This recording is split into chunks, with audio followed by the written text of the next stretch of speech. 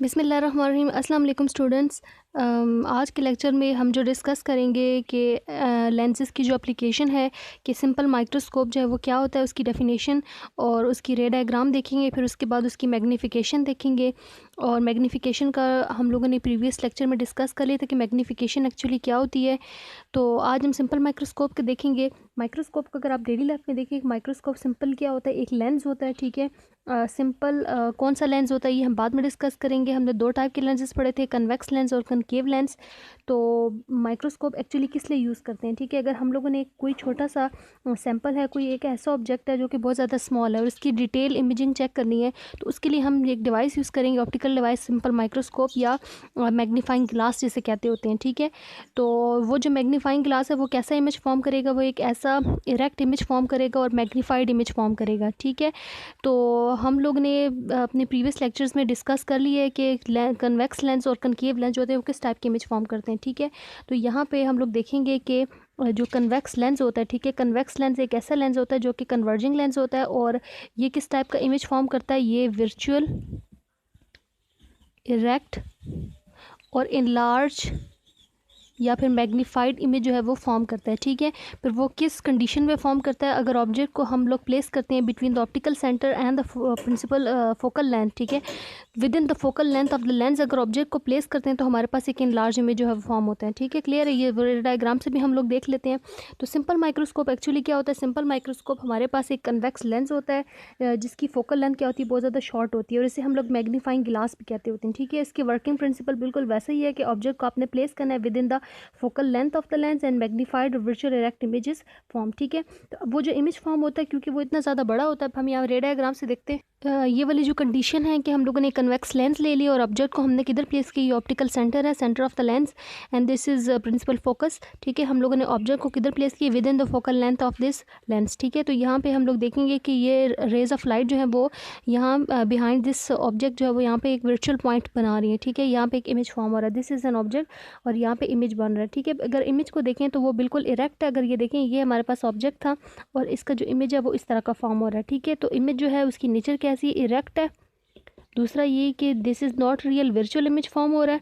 और अगर उसका साइज़ डिस्कस करें तो इमेज का जो साइज़ है वो एज़ कम्पेयर टू ऑब्जेक्ट है वो बहुत ज़्यादा इनलार्ज है, यानी मैग्नीफाइड इमेज जो है वो इनलार्ज इमेज जो है वो फॉर्म हो रहा है, ठीक है। तो ये कंडीशन है, ये इसकी वर्किंग है, बेसिक प्रिंसिपल है कि सिंपल माइक्रोस्कोप में ऑब्जेक्ट को आपने किधर प्लेस करना है, within the focal length of the lens. अब ये जो इमेज फॉर्म हो रहा है ये इतना ज़्यादा बड़ा है एज़ कम्पेयर टू ऑब्जेक्ट, तो हमें बहुत ज़्यादा ईजी हो जाता है इस स्मॉल ऑब्जेक्ट की डिटेल को चेक करना, ठीक है। सिंपल माइक्रोस्कोप का यूज़ देख लेते हैं। वॉच मेकर्स जो होते हैं वो small parts of the watch को क्लियरली चेक करने के लिए सिंपल माइक्रोस्कोप यूज़ करते हैं, या जो ज्वेलर्स वगैरह होते हैं वो fine parts of the jewellery को देखने के लिए जो है वो सिंपल माइक्रोस्कोप या मैग्नीफाइंग ग्लास जो है वो ऑब्जर्व करते होते हैं, ठीक है। अब इसकी हम रे डायग्राम देखते हैं और मैग्नीफिकेशन। ये हम लोग, हमारे पास एक सिंपल एक ऑब्जेक्ट है जिसको आप अपनी आंख से देख रहे होते हैं। ये हमने हाइट ऑफ ऑब्जेक्ट ले ली जो कि HO है और D जो है वो डिस्टेंस है यहाँ ऑब्जेक्ट से लेके I तक जो हमारा D डिस्टेंस है, ठीक है। ये वो डिस्टेंस है जिसमें आप इस ऑब्जेक्ट को क्लियरली दे सकते हैं, ठीक है। अब अगर हम इस ऑब्जेक्ट को और करीब लेके जाएँ आंख के, यानी कि हम लोगों ने बहुत इसकी बहुत स्मॉल ऑब्जेक्ट है, इसकी बहुत फाइनल डिटेलिंग चेक करनी है, फाइन डिटेलिंग चेक करनी है, तो क्या होगा कि ये जो ऑब्जेक्ट है ये आंख इतना ज़्यादा करीब हो जाएगा कि हम उसका इमेज जो है वो क्लियरली नहीं देख सकेंगे, ठीक है। तो इसके लिए हमने अगर स्मॉल डिटेलिंग उसकी चेक करनी है तो उसके लिए हम क्या यूज़ करेंगे, सिंपल माइक्रोस्कोप या मैग्नीफाइंग ग्लास यूज़ करेंगे, ठीक है। अभी यहाँ आई के साथ जो ये ऑब्जेक्ट एंगल बना रहा है उसको हम लोगों ने थीटा कह दिया, ठीक है। थीटा वो वाला एंगल है जो कि इस ऑब्जेक्ट का आई के साथ बन रहा है without using any type of lens, ठीक है। ये दिस इज़ अब हम देख लेते हैं कि अगर हमने यहाँ पे एक मैग्नीफाइंग ग्लास या कन्वेक्स लेंस यूज़ करने के बाद जो इमेज की फॉर्मेशन है वो किस तरह हो रही है। ये जो D डिस्टेंस है this is the near point of the eye, ठीक है। अगर इस ऑब्जेक्ट को अगर आप और आंख के करीब लेके जाएंगे तो एंगल जो है वो ये वाला जो एंगल है ये भी इंक्रीज़ हो जाएगा, ठीक है, इंक्रीज़ हो जाएगा। और फिर उसके बाद जो आपकी आई है वो इस ऑब्जेक्ट को क्लियरली जो है वो देख नहीं सकेगी, ठीक है। तो उसको ऑब्जेक्ट को क्लियरली सी करने के लिए हम यहाँ पे ग्लास यूज़ करेंगे, मैग्नीफाइंग ग्लास।